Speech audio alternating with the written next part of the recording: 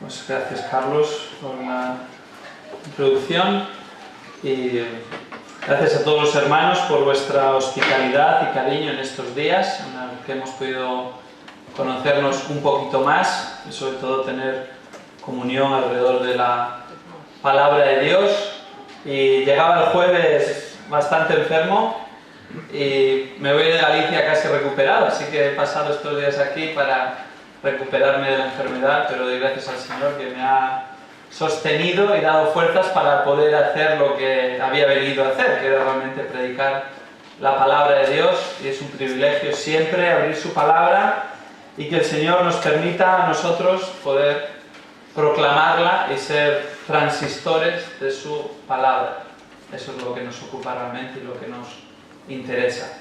Vamos a abrir nuestra Biblia en Marcos capítulo 1.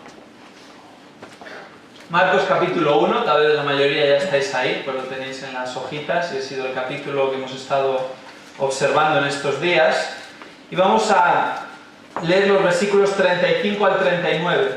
Marcos capítulo 1, versículos 35 al 39.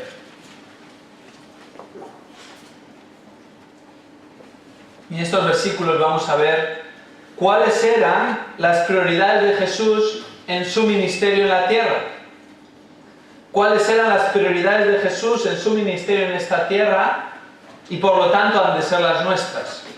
Y cuáles marcaron o cuáles fueron las prioridades de Jesús en su ministerio en esta tierra que marcaron el comienzo de un avivamiento verdadero que comenzó con 12 discípulos, uno de ellos traidor, quedó en 11, posteriormente fue elegido Matías por medio de echar las suertes, no un método que damos de repetir ni de imitar necesariamente, sino que simplemente está descrito en Hechos de los Apóstoles, el modo en el que lo hicieron. Posteriormente Pablo como apóstol también, cuando Jesús resucitó y vuelve a esta tierra, se encuentra con 500 al menos, más probablemente los 70, más tal vez los discípulos, más tal vez algún otro. Realmente el fruto de ese avivamiento inicial fueron unas 700 personas al final del ministerio de Jesús.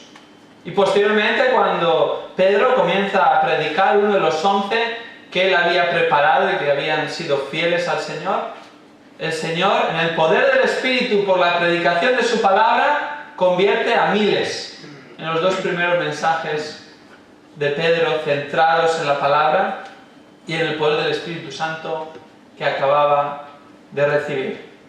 Y así comienza un avivamiento realmente, teniendo las prioridades adecuadas y ejercitándolas y dejando la obra al Señor, dejando el resto al Señor. Leemos en estos versículos de Marcos capítulo 1, versículos 35 al 39, cuáles eran las prioridades de Jesús.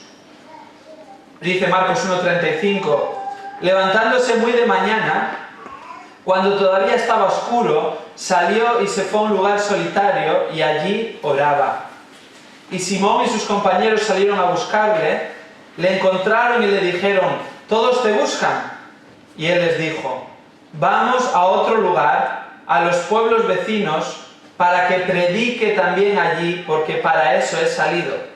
Y se fue por toda Galilea, predicando en sus sinagogas y expulsando demonios. Fue en 1873 en Dublín que el gran predicador Moody escuchó las palabras del evangelista Henry Barley que cambiaron su vida.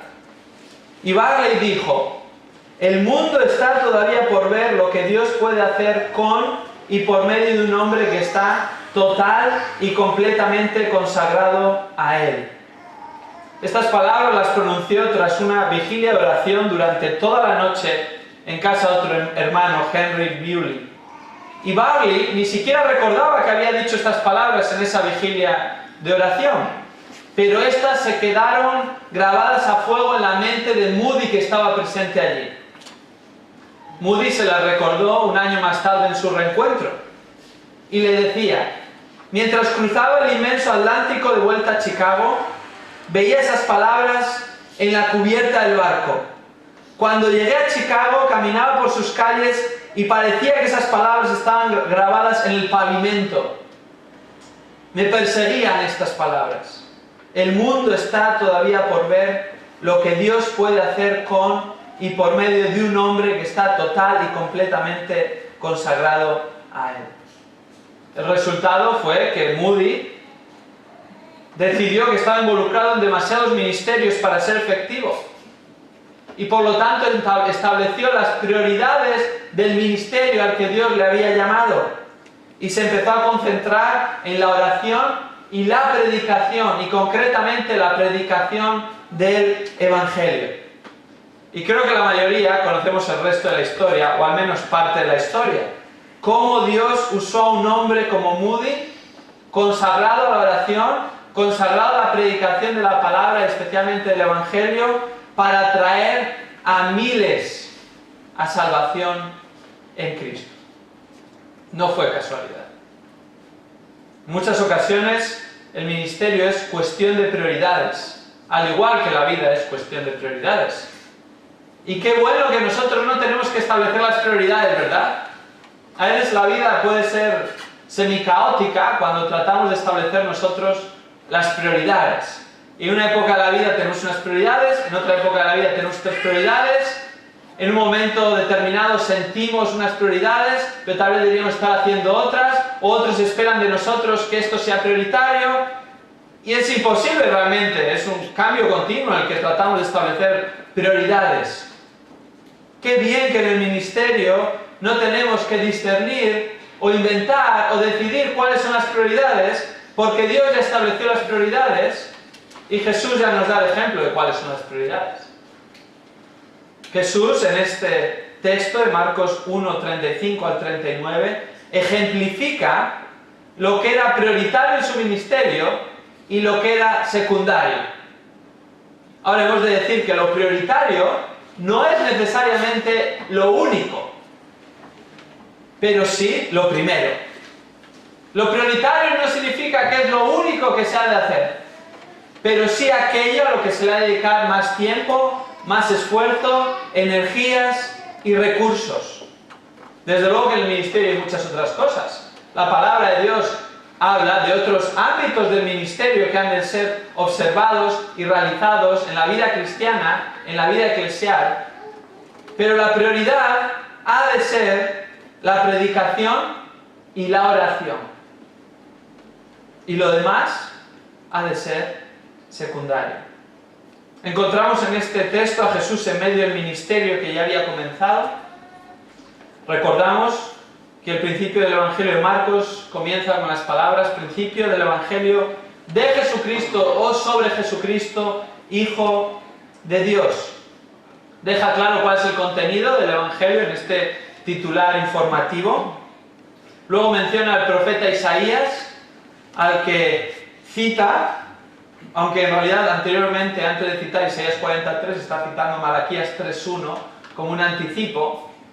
Y lo que está citando es el predecesor de Cristo, el predecesor del Mesías, que iba a preparar el camino del Señor y lo iba a preparar preparando los corazones, llamándoles al arrepentimiento y la confesión de sus pecados.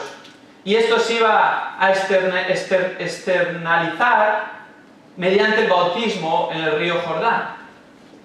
Juan el Bautista es el precursor o el predecesor de Jesús, aparece en el versículo 4, él está predicando, anunciando, proclamando el mensaje de otro, el mensaje que Dios le había dado bajo la autoridad de otro. Observábamos que esa palabra predicar es la más común, ese verbo predicar, que aparece 61 ocasiones en el Nuevo Testamento, keruso, y siempre la idea de un heraldo o alguien que proclama bajo la autoridad de otro, el mensaje de otro, no es el mensaje propio. Y se tiene que ceñir a las palabras que han sido transmitidas a él y él tan solo comunicar estas. Juan el Bautista prepara el camino de Cristo y le exalta, hasta tal punto que aunque él era un hombre inminente ya en su tiempo, un hombre que ya se habló que iba a ser un profeta en el espíritu y poder de Elías, un hombre que tenía tantos seguidores que Herodes el tetrarca tenía miedo de apresarle y matarle, aunque era lo que deseaba, porque eso podía causar una revuelta que le sacase a él mismo del poder. Un hombre que en palabras del Señor Jesucristo afirma que entre los nacidos de mujer no hay uno mayor que Juan el Bautista. Aún con su primacía, aún con la grandeza de Juan el el Bautista entre los hombres, vemos que Cristo no tiene comparación. Su supremacía, su grandeza. Y por eso Juan el Bautista dice, detrás de mí viene uno que es mucho más grande que yo, mucho más supremo que yo. Y por ello no soy digno de desatar inclinándome la correa de sus sandalias. No soy digno de realizar el trabajo peor de entre los peores que realizaban los peores esclavos entre los peores esclavos. Por la grandeza de Cristo. Ahora Cristo entra en escena en el versículo 9, se bautiza, da testimonio. El Espíritu Santo desciende desde el cielo como en forma de paloma. No descendió una paloma necesariamente, dice como una paloma o como en forma de paloma. Descendió volando de alguna manera. El cielo se abre de par en par y después de más de 400 años de silencio intertestamentario, en el que Dios no había transmitido nueva revelación por medio de ningún profeta, Él, con el cielo abierto de par en par, transmite palabras directamente, y son estas: este es mi Hijo amado, ratificando que Él era el Mesías, en quien me he complacido. Es interesante observar que la palabra complacer ahí es aquella que conlleva un placer, un gozo, una satisfacción sin igual. Dios Padre encuentra su gozo, su satisfacción, su placer en su Hijo Jesucristo. Y en Él no lo encontraba puntualmente porque estaba en la tierra cumpliendo la misión que le había encomendado como su ungido, sino que el verbo da a entender, al ser un pretérito perfecto en el original, que ese placer y ese gozo era desde el pasado hasta el presente. En todo momento el placer y la complacencia y el gozo de Dios Padre y la satisfacción se encuentra en su Hijo Jesucristo. ¡Qué increíble! ¿Dónde vamos a ir nosotros a encontrar el gozo y la satisfacción fuera de Jesucristo? Si Dios Padre mismo encuentra la satisfacción plena en su Hijo Jesucristo, ¿habrá algo que nos pueda satisfacer a nosotros, a los seres humanos, aparte de Jesucristo, Dios hecho hombre? A continuación, después de que el Espíritu Santo desciende y no solo le rodea, sino que está en Él, sobre Él, en Él, movido por el Espíritu Santo es llevado al desierto, versículo 12, allí permanece 40 días, tentado continuamente por Satanás, aunque solo encontramos 3 casos explícitamente en la Biblia de esa tentación. Y después de regresar del desierto comienza a predicar el mensaje del Evangelio de Dios. Empieza a proclamar el Evangelio de Dios. ¿Cuál es el Evangelio de Dios? Versículo 15, arrepentíos y creed en el Evangelio. Estas son las palabras que Cristo continuó predicando a lo largo de su ministerio. Estas son las palabras que sus apóstoles continuaron proclamando después de que Cristo ascendió al cielo. En el poder del Espíritu Santo los proclamaron. Todos juntos, después de llamar a los 4 discípulos, a los 2 pares de hermanos, en los versículos 16 al 20 veíamos los discípulos genuinos de Jesús. Un verdadero avivamiento produce discípulos genuinos. Y entonces van juntos a la sinagoga, como veíamos esta mañana, donde Jesús comienza a desplegar su autoridad. Su autoridad se ve por medio de su enseñanza, hasta tal punto de que todos se sorprendían y se maravillaban, porque no era como la de los escribas. Pero su autoridad no se queda solo ahí, sino que su autoridad también se ve refrendada por su poder, un poder que incluso llegaba a hacer sentir incómodo a un demonio presente ante la verdad que estaba siendo expuesta. Tiene poder para mandarle salir y expulsarle aun cuando él se resistía. Y la gente quedaba asombrada, asombrada de la autoridad de Cristo por medio de su enseñanza y su poder. Y llegamos al versículo 35, saltando el pasaje intermedio, versículos 29 al 34, en el que Jesús, después de salir de la sinagoga, va a casa de Simón, junto con Andrés y con Jacobo y Juan, sus 4 discípulos recién estrenados. La suegra de Simón está enferma con fiebre, esta no es una fiebre superficial, es una fiebre muy intensa, la manera en la que lo transmite, era una enfermedad muy seria que había producido una fiebre muy alta. Y enseguida le dicen a Jesús, él se acerca, la toma de la mano, la levanta, la fiebre le deja inmediatamente. No fue que le fue bajando la fiebre. Incluso nosotros cuando tomamos medicamentos o nos ponemos paños o cualquier otra medida que se pueda tomar para bajar la fiebre, no es que de repente tienes 40 de fiebre y al segundo después de haber tratado de aplicar un remedio tienes 36,5, ¿verdad? Yo nunca he visto eso. Esto es algo sobrenatural. Ni siquiera los mayores avances 20 siglos después pueden realizar esto.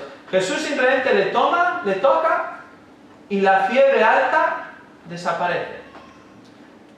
Después de que has pasado una fiebre alta, no sabemos la enfermedad exacta que tenía la suegra de Simón, pero aún sin mucha fiebre, cuando estás mal físicamente, te levantas de la cama como si te hubieran dado una paliza, ¿verdad? Y no te encuentras ahí con ganas ya de enseguida hacer cualquier cosa. Poco a poco te empiezas a ubicar, te levantas, te vuelves a acostar, y si tienes que hacer algo lo haces porque no hay más remedio, pero estás baldado. En cambio aquí la recuperación es tan increíble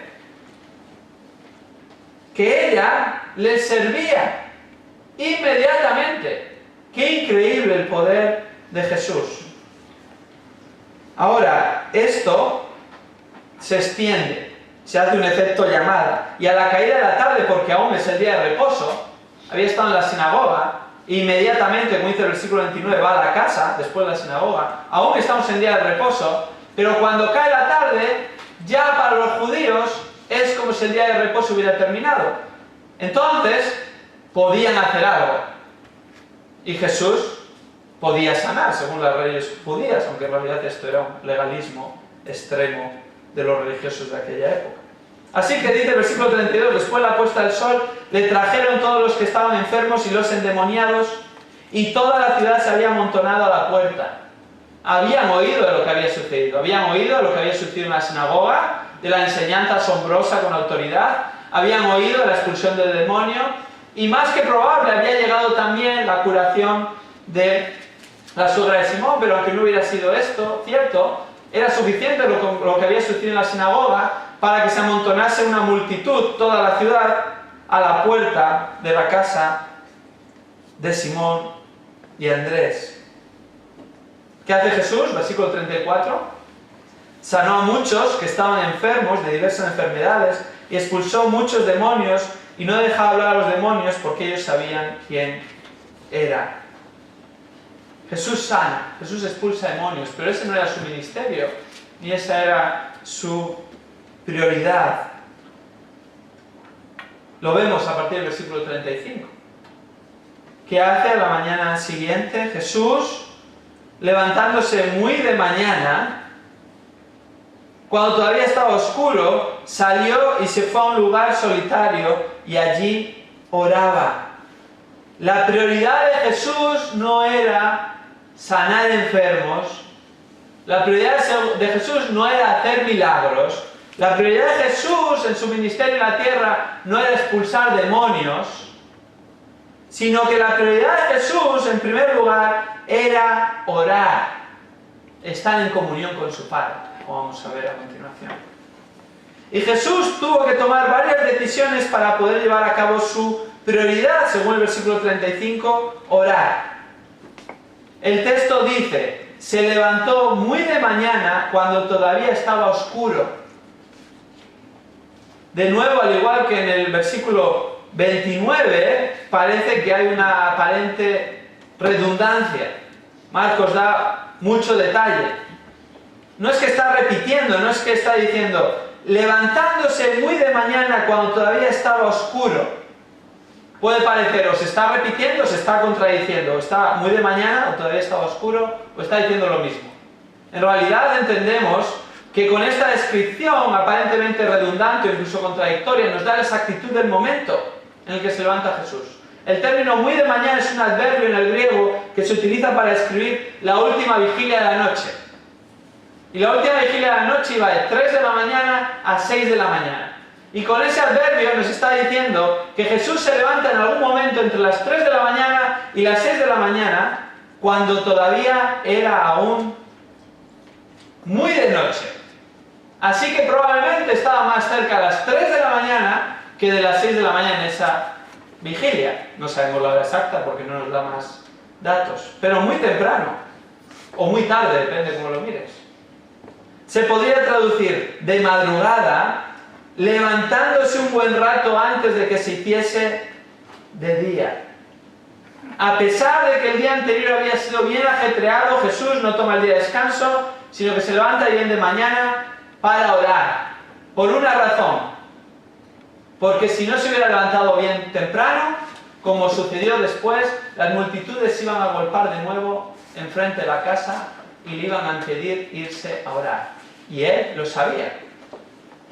Él lo sabía y todo el mundo que tuviera un poco de sentido común lo sabía. Después de lo que había sucedido, si por la noche había venido tanta gente y había sanado más, imagínate cuántos más iban a venir por la mañana. Era lógico. Pero su prioridad no era sanar. Si su prioridad hubiera sido sanar, sabiendo que iba a venir toda esa gente, se hubiera quedado y les hubiera sanado. Su prioridad era orar. Por eso sale, dice el versículo, si continuamos con el versículo 35, salió y se fue a un lugar solitario. Se fue a un lugar solitario. La palabra es eremos, solitario, que se puede traducir desértico. De hecho, Marcos 1:4 utiliza esta palabra. Cuando dice, apareció en el desierto predicando, misma palabra. Marcos 1:12 utiliza la misma palabra. Cuando dice que llevado por el Espíritu se fue al desierto, eremos, misma palabra. Se fue a un lugar solitario, a un lugar desértico, a un lugar inhabitado en las cercanías de Capernaum, donde nadie le pudiese interrumpir en su prioridad y no fuese encontrado fácilmente porque le iban a buscar. Ahora, no hay nada místico en levantarse temprano por la mañana o ir a lugares apartados de la sociedad, sino que Jesús necesitó hacerlo en esas circunstancias concretas en respuesta a la situación en la que se encontraba para llevar a cabo su prioridad. ¿No es más espiritual orar temprano por la mañana que tarde por la noche o al mediodía? ¿No es más espiritual irse al desierto que irse a un lugar solitario o irse a la habitación más tranquila de la casa? Simplemente es cuál es el momento adecuado y el lugar adecuado para llevar a cabo la prioridad. Jesús, en esas circunstancias, el momento adecuado era levantándose temprano, antes de que viniesen las gentes, y el lugar adecuado era a las afueras de Capernaum, en un lugar solitario, para que no lo encontrasen fácilmente. Finalmente, ¿para qué hace todo esto? Dice el final del versículo 35, y allí oraba. Allí oraba. El verbo que se utiliza para oración aquí no es el verbo de oración que se usa para intercesión, no es el verbo de oración que se utiliza para petición, es proseukomai, que es el verbo que denota la búsqueda consciente en comunión con el Padre. No para pedirle nada, no para interceder por otros, sino para estar en comunión íntima con el Padre. Era un momento de intimidad, era un momento de cercanía, era un momento de disfrutar de una comunión significativa. Y tras el ministerio intenso que había realizado el día anterior, necesitaba un tiempo de refresco, de comunión íntima con Dios Padre. Y esto iba a llevarlo a cabo por medio de la oración. Ahora, esto no es un episodio aislado en la vida de Jesús ni en su ministerio, sino que a lo largo de los evangelios encontramos recurrentemente que se apartaba a orar. Por la tremenda importancia y prioridad que tuvo la oración en la vida y en el ministerio de Jesús, y por los mandatos que encontramos a la oración como creyentes, y aún más específicamente aquellos que están en el ministerio o pastoreando una iglesia en una medida en otra, es que ha de ser una prioridad para nosotros también. Jesús, tras la alimentación de los 5.000, y antes de que anduviese sobre las aguas en Marcos 6, nos dice, en Marcos 6:46, que tras despedir a las multitudes y enviar a los discípulos delante a Betsaida, él se fue al monte a orar. Se fue a un lugar distinto. Aquí en este pasaje es al desierto, en aquella circunstancia en el irse al monte, el lugar es secundario, pero se fue a orar, porque era una prioridad para él. Lucas es el evangelio que narra más momentos en los que Jesús se aparta a orar. Un par de ejemplos. Lucas 6:12. Antes de escoger a los 12 apóstoles, dice, en esos días él se fue al monte a orar y pasó toda la noche en oración a Dios. Lucas 11:1. Tras la visita a Marta y María, afirma que estando Jesús orando en cierto lugar, en este caso ya ni es importante el lugar, ni siquiera lo menciona. Y tanto Lucas como Marcos narran su oración privada conocida en el jardín de Getsemaní antes de ser entregado y muerto en la cruz. Era una prioridad en la vida de Jesús. El conocido comentarista Barnhouse comenta acertada y reflexivamente sobre esta prioridad. Y cito, si Jesús en su gran poder y unidad con Dios pudo sentir la urgente necesidad de comunión con el Padre, ¿cuánto más tú y yo necesitamos ir al Padre para recibir las fuerzas que ayudan a nuestra debilidad y el conocimiento que suple nuestra ignorancia? La oración nos lleva a tal comunión con Dios como ninguna otra cosa es capaz. Necesitamos orar. Tenemos que orar, esto tiene que ser una prioridad. Y esta fue una prioridad en la vida de Jesús, Dios hecho hombre. Ahora, el ejemplo de Jesús fue tal que aunque en un principio los discípulos no compartían y posiblemente ni entendían tal prioridad de la oración, posteriormente sí que lo aprendieron y lo pusieron en práctica. Si vamos a Hechos capítulo 1, vemos como Jesús, tras prometerles la venida del Espíritu Santo en el versículo 5, y el poder que recibirían en el Espíritu Santo para ser testigos en Jerusalén, Judea, Samaria y hasta los confines de la tierra, en el versículo 8, después de que Jesús se marcha al cielo y dos ángeles les dicen que de igual manera que la han visto marchar regresaría, los versículos 10 y 11, ¿dónde van inmediatamente los discípulos? Regresan a Jerusalén y van al aposento alto. Ahora, algunas personas interpretan que van al aposento alto como muestra de miedo, como muestra de inseguridad, como muestra de temor. Puede ser. Pero por más que leo el texto una y otra vez, no veo ningún sitio que diga que tenían temor o tenían miedo. El texto no enfatiza eso. Por lo que se van al aposento alto, los 11 apóstoles, junto con las mujeres y María, la madre de Jesús y sus hermanos, ¿es a qué? Versículo 14. A estar entregados unánimes de continuo a la oración. A eso van al aposento alto. A orar. Unánimes, entregados continuamente a la oración. Se habían apartado no por miedo, sino porque nada les distrajese de lo que tenían que hacer. Y la expresión no puede ser más descriptiva. Entregados de continuo a la oración. Una devoción y dependencia absoluta de Dios por medio de la oración. Una comunión con Dios por medio de la oración, como habían visto a Jesús y se lo había ejemplificado una y otra vez, apartándose en momentos clave de su ministerio para orar. Lo aprendieron y lo empezaron a ejercitar. Tal es así que posteriormente, en Hechos capítulo 2, vemos que aquellos que se convirtieron, aquellos que dice el 41 que había como 3.000 almas que se convirtieron después del mensaje de Pedro, en el poder del Espíritu Santo, se dedicaban continuamente ¿a qué? A las enseñanzas de los apóstoles, a la doctrina, a la predicación de la palabra, a la comunión, al partimiento del pan, ¿y a qué más? Y a la oración. ¿Cómo está nuestra vida de oración? En ocasiones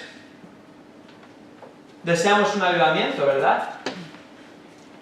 Pero el avivamiento comienza por la oración en privado. No solo congregacionalmente, no solo el día que nos reunimos para orar, los que se reúnan. Probablemente no son muchos como en cada iglesia. Y está bien reunirse para orar. Gracias a Dios por ello. Es algo que necesitamos hacer. Pero ¿cómo está nuestra vida privada de oración? ¿Realmente apartamos tiempo cada día para orar? En comunión con el Señor, para interceder por aquellos que no son salvos, familia nuestra, o vecinos, o familiares, o amigos, para pedirle al Señor que haga una obra en medio nuestro para su gloria. La oración es fundamental, es prioritaria. Y si no estamos orando, no vamos a estar dependiendo de Dios para que Él haga la obra. Aunque digamos que estamos dependiendo de Dios, no estamos dependiendo de Dios.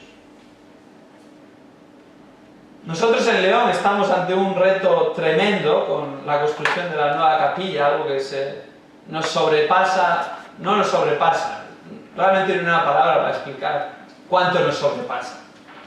Pero eso es bueno. Porque como ancianos lo primero que decidimos, antes de nada, antes de pedir una ofrenda, antes de levantar fondos, antes de planificar, fue que necesitábamos orar.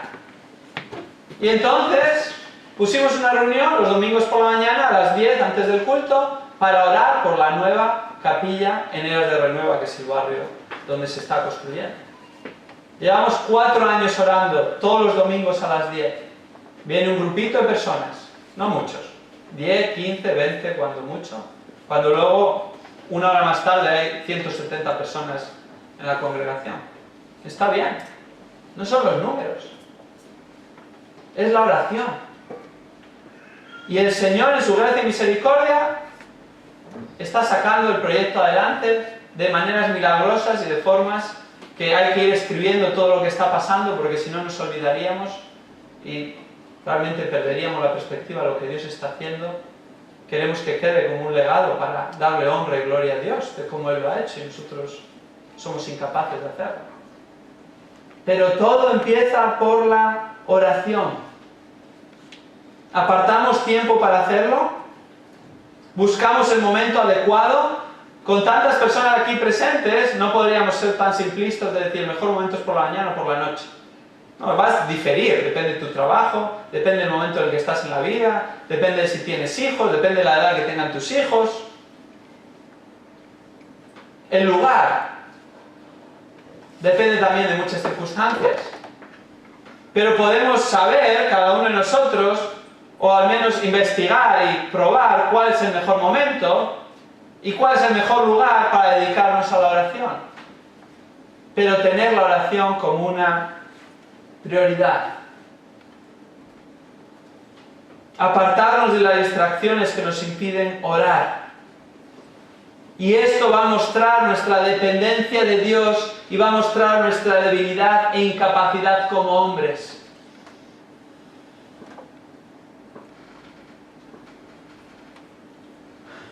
Tenemos que orar. Todos sabemos que tenemos que orar. Nadie va a discutir la prioridad de la oración, ¿verdad? Pero hay que orar. De nada vale saberlo si luego no oramos, no estamos utilizando el recurso primordial que Dios nos ha dado. Y todo comienza con una vida privada de oración. Y cuando valoremos la oración en nuestro tiempo privado, en nuestras casas, entonces valoraremos la oración en reuniones públicas. Va a ser directamente proporcional. No trataremos de valorarlo externamente, un día a la semana, en un momento concreto, cuando nos ven los demás, porque lo que estamos fomentando es hipocresía o religiosidad. Fomentemos orar en nuestra casa en privado y de manera natural vamos a juntarnos para orar en público. Va a ser irremediable.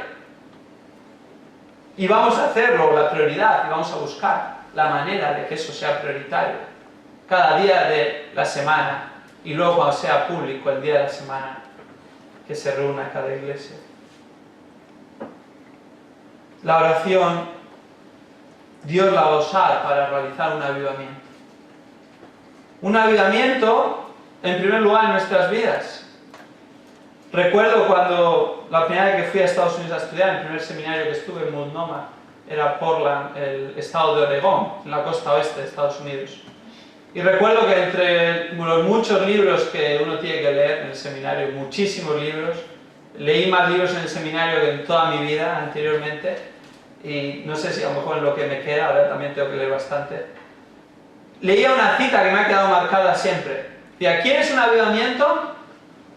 Entonces, métete en tu habitación, cierra la puerta, haz un círculo, no salgas de ahí y ponte a orar. Ha comenzado el avivamiento. La oración es primordial. Jesús lo entendía. Y los discípulos en ese momento no lo entendían. Fijémonos en los versículos 36 y 37. Simón y sus compañeros salieron a buscarle y le encontraron y le dijeron, todos te buscan. Ni los discípulos lo entendían en ese momento, estaban recién estrenados, les acaba de llamar a seguirle. No seamos demasiado duros con los discípulos. Después de 3 años con él, en Hechos 1, ya lo entendieron y ya estaban orando en el aposento alto. Y luego se dedican a la oración, como vamos a ver posteriormente. Pero en ese momento los discípulos no lo entendían, salen a buscarle y le están casi recriminando. Le dicen, todos te buscan, es una manera de decir, todos están allí, tú estás aquí, ¿qué pasa aquí? Venimos a buscarte, allí está la gente, allí está la multitud. Y es una connotación negativa porque este todos te buscan es un verbo ceteo que aparece 10 veces en Marcos, siempre con connotación negativa. El verbo es neutro, depende del contexto, de una connotación negativa o positiva. Todas las veces que se utiliza en Marcos son connotaciones negativas.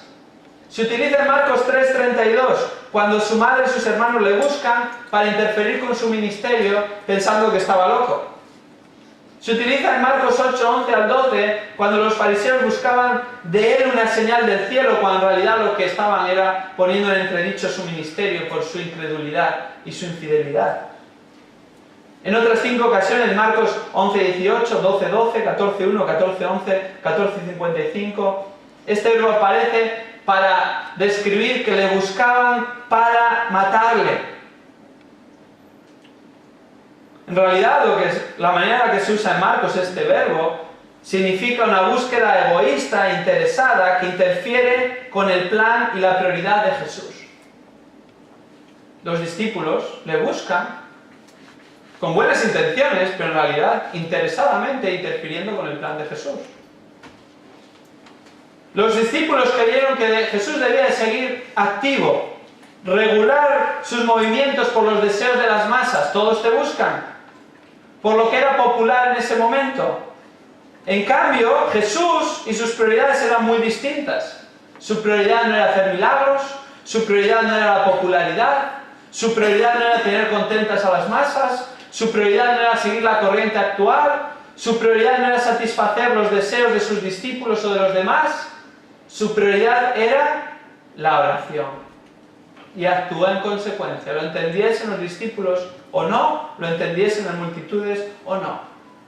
Y en segundo lugar, su prioridad no era tan solo la oración, sino que era la predicación. Y fue consecuente con ella. Versículo 38. Y él les dijo, vamos a otro lugar, a los pueblos vecinos, para que predique también allí, porque para eso he salido. Ahora, para llevar a cabo la prioridad de la predicación, tuvo que tomar decisiones. La primera decisión conllevó contradecir a sus discípulos. Los discípulos le dicen, todos te buscan, vamos allí. Jesús les dice, no, vamos a otro lugar. La segunda decisión que tuvo que tomar para llevar a cabo su prioridad no fue solo contradecir a sus discípulos, sino que además ir contracorriente las multitudes. Las multitudes estaban en Capernaum, él dice, vamos a otro lugar, a los pueblos vecinos, donde aún no había multitudes, y no sabemos si tuvo multitudes, porque Marcos no nos da más detalles de su visita a los pueblos vecinos. ¿Qué hubiera sido lo más sencillo? Lo más sencillo hubiera sido ir a favor de corriente, hacer caso a los discípulos, dar a la gente lo que pedían. Sin embargo, Jesús tomó la decisión difícil de ir contra corriente para llevar a cabo su ministerio y su prioridad, que era predicar. Y fue a los pueblos vecinos, a las ciudades y poblaciones alrededor de Capernaum. De hecho, el versículo 39 nos dice que iba predicando en las sinagogas, y las sinagogas solo existían en lugares con importantes poblaciones, o al menos donde podía haber 10 hombres.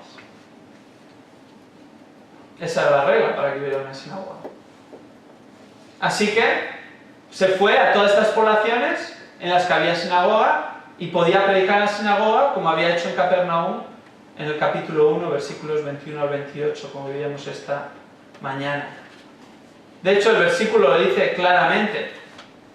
La razón: para que predique también allí, porque para eso he salido. Para eso he salido.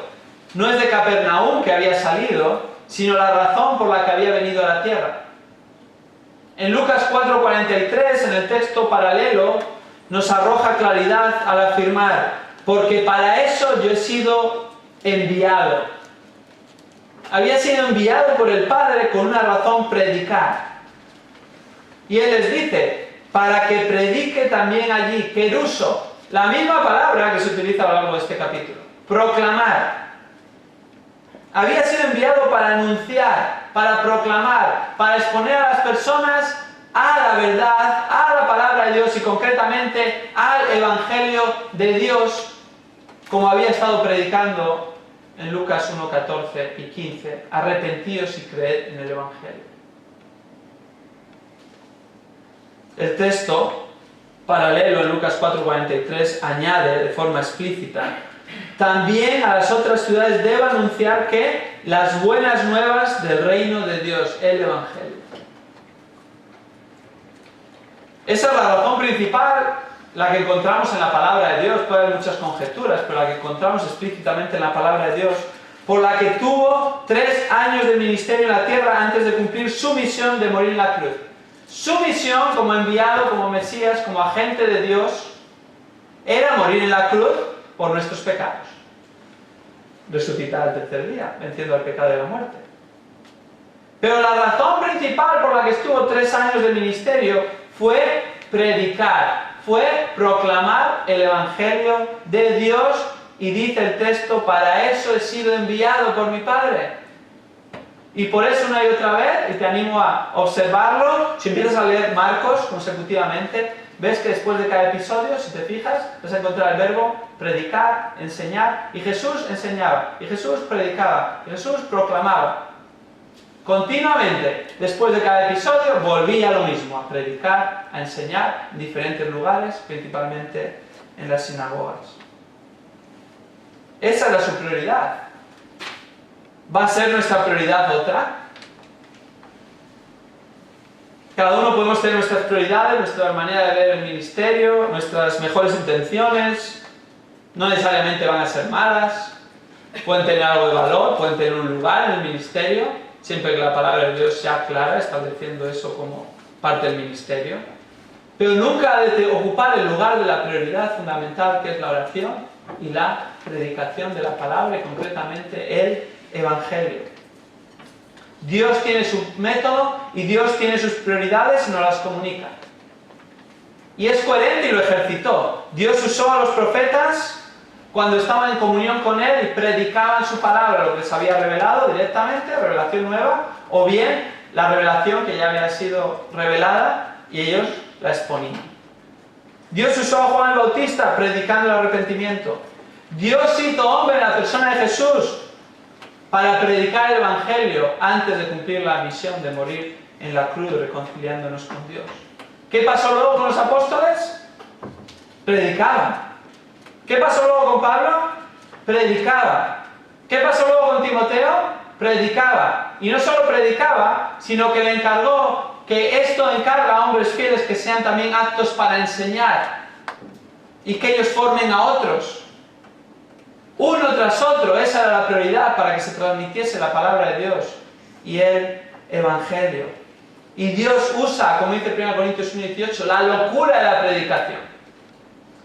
Y la locura de la predicación aún más cuando predicamos a Cristo y este crucificado. En el plan de Dios nada de sustituir la oración y la predicación, sea públicamente o en privado. Pablo en Hechos 20 dice que él está libre de la sangre de todos. ¿Por qué? Porque de día y de noche, y porque pública y privadamente, y de casa en casa, no rehuí declararos todo el consejo de Dios. Y concretamente cuando afirma que era en lo que se había centrado, era el arrepentimiento y la fe en Cristo Jesús. Públicamente en nuestras reuniones, pero luego también en nuestras visitas, en nuestras conversaciones, en privado o en casas. Ese es el plan de Dios. Los discípulos, llegó un momento en el que tuvieron un problema de prioridades. Sí, empiezan bien, Hechos 1, orando continuamente en el aposento alto. Hechos 2, Pedro, después recibe el Espíritu Santo, predica, 3.000 almas se convierten. Luego dicen en 2.42, lo que hemos visto, se dedican a la oración, se dedican a la doctrina de los apóstoles, se dedican a la comunión, se dedican al partimiento del pan. Va bien, hasta que viene la primera tensión. Empieza a haber muchos convertidos. Y parte de esos convertidos empiezan a añadirse viudas. Y llega a haber tantas viudas que ya se les escapa de las manos. Los apóstoles manejaban el sostenimiento de las viudas, pero ya eso había crecido de tal manera que le estaban impidiendo realizar su prioridad. Y para un momento, y en Hechos 6:4, dicen, nosotros nos entregaremos, mismo verbo que en Hechos 1:14, cuando afirma que se entregaban continuamente a la oración en el aposento alto. Nosotros nos entregaremos, Hechos 6:4, de continuo a la oración y al ministerio de la palabra, que es la predicación o la proclamación. Era la prioridad. Y tuvieron que tomar decisiones al respecto. ¿Cuál fue la decisión práctica? Escoger a 7 hombres entre vosotros que puedan realizar este servicio práctico que honra al Señor y que no debemos descuidar, pero que no nos ha de distraer ni ha de ocupar el lugar de la prioridad de los que habían sido llamados a la oración y al ministerio de la palabra. Es así como va a venir un avivamiento. No hay otra manera. A lo largo de la historia de la humanidad, cada vez que ha habido un avivamiento, ha habido hombres de Dios que se dedican a la oración y a la predicación de la palabra. El gran despertar. Dios utilizó a hombres en la predicación de la palabra, principalmente los que más conocemos, Jonathan Edwards, George Whitefield. Pero años de que empezase el gran despertar, años antes, hubo un hermano que estuvo orando años y años y años y años y años y años para que Dios hiciese un gran avivamiento en esa zona. Y Dios lo hizo en su gran misericordia. Porque hubo personas que se tomaron en serio la oración. Y luego Dios levantó hombres que realmente se tomaron en serio la predicación del Evangelio. Y Dios les usó con gran poder. No es coincidencia. Cada vez que ves un movimiento a lo largo de la historia del cristianismo, de un avivamiento verdadero, hay oración y hay hombres de Dios predicando la palabra de Dios única y exclusivamente y principalmente el Evangelio y a Cristo, cueste lo que cueste. Y en realidad no nos ha de sorprender porque la palabra de Dios es lo que afirma que va a cambiar la vida de las personas. Santiago capítulo 1 nos dice que Él nos hizo nacer por la palabra de verdad, nacer de nuevo. Él va a hacer que una persona nazca de nuevo por la palabra de verdad. Pero aún más rotundo es el pasaje en 1 de Pedro capítulo 1, vayamos ahí por un momento. 1 de Pedro capítulo 1. Vamos a empezar en el versículo 23.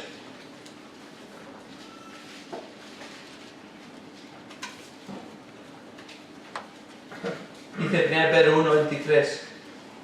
pues habéis nacido de nuevo, nuevo nacimiento, conversión, regeneración, una persona que salva, no de una simiente corruptible, sino de una que es incorruptible, es decir, ¿de qué hemos nacido de nuevo? ¿Por medio de qué? Mediante la palabra de Dios que vive y permanece. ¿Por qué? Porque toda carne es como la hierba y toda su gloria como la flor de la hierba, que se seca y se cae su flor. Mas la palabra del Señor permanece para siempre. Y a veces las personas dicen, sí, pero eso es la palabra de Dios, no es la predicación. Muy bien, ¿quieres que lea el final del versículo 25 también?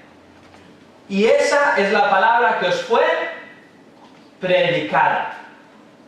Nacieron de nuevo por medio de la palabra porque les fue predicada.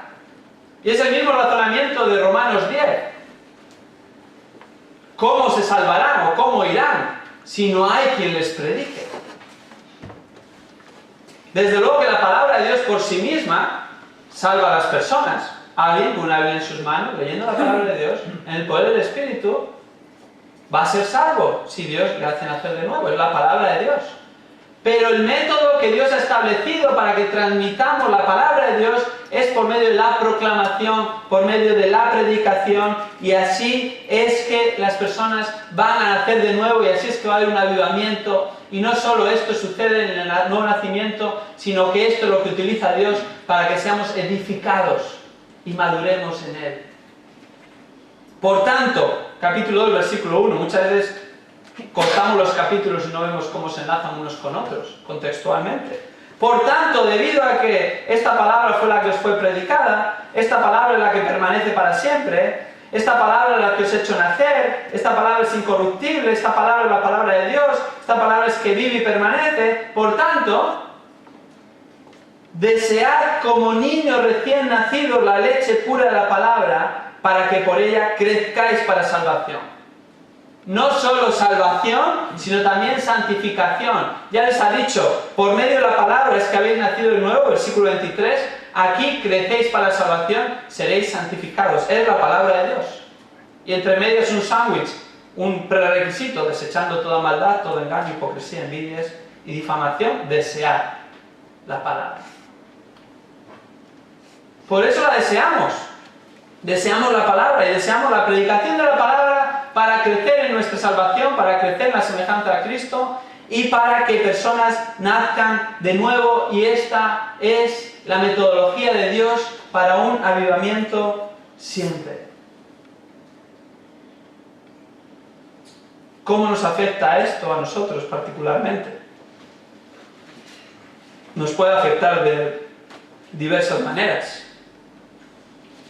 Cada uno de nosotros tenemos que, en lo que nos toca, orar y predicar la palabra de Dios, proclamarla, anunciarla, especialmente el Evangelio, donde el Señor te ha puesto. Pero como congregación, estas han de ser nuestras prioridades de cualquier congregación.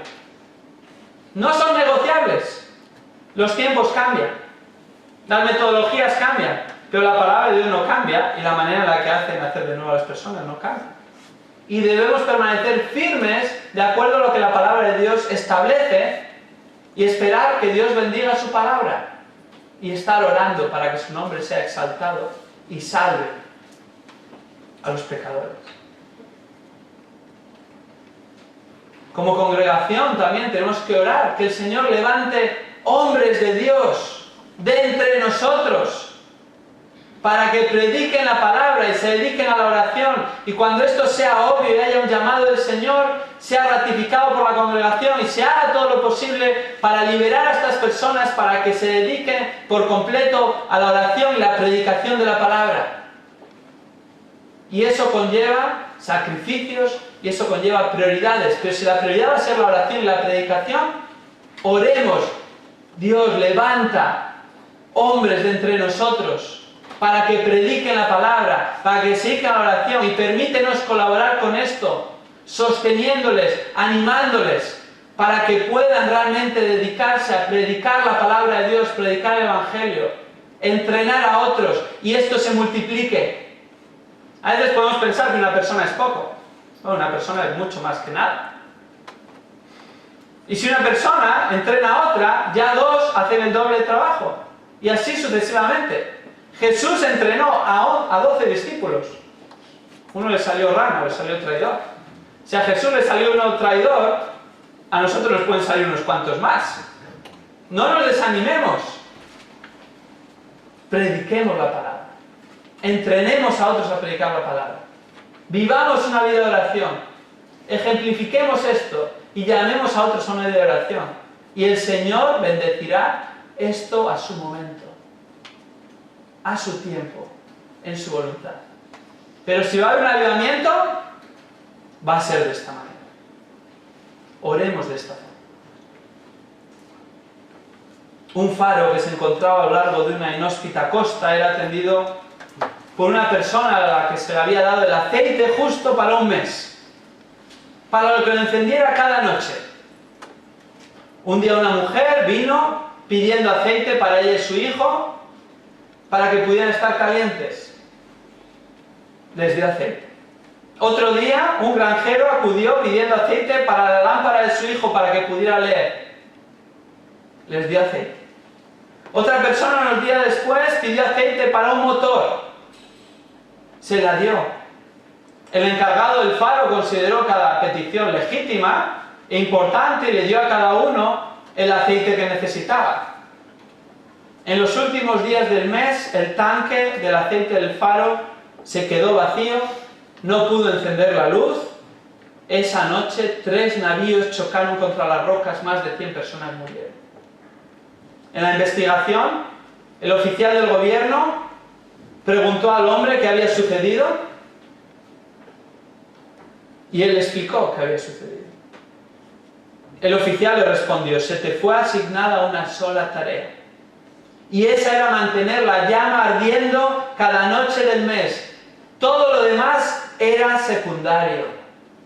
No hay excusa que valga. ¿Vamos a tener claro, hermanos, lo que es prioritario y lo que es secundario? Para que un día, cuando se nos pida cuentas delante del Señor, podamos decir en nuestra incapacidad, en nuestra debilidad, en nuestra insuficiencia: Señor, traté de ser fiel en las prioridades que tú dijiste. Y no me distrajeron otras cosas. Señor, como congregación, tal vez no fuimos muchos, tal vez no fuimos muy capaces, tal vez no vimos mucho fruto, pero tratamos de dedicarnos a las prioridades que tú nos diste. Dependemos de ti. Que Él haga la obra. Vamos a orar.